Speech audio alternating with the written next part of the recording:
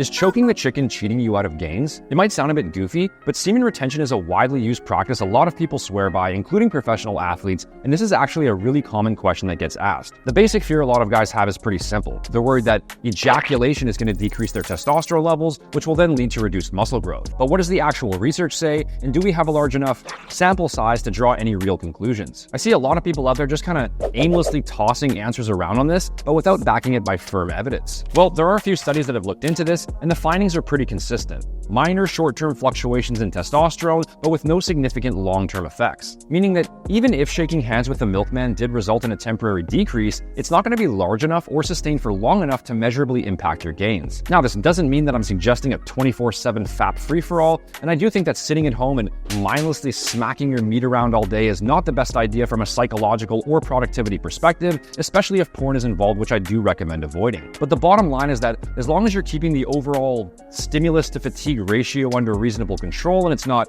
spilling over into other areas of your life in a negative way, it's not going to interfere with hypertrophy on a direct physical level.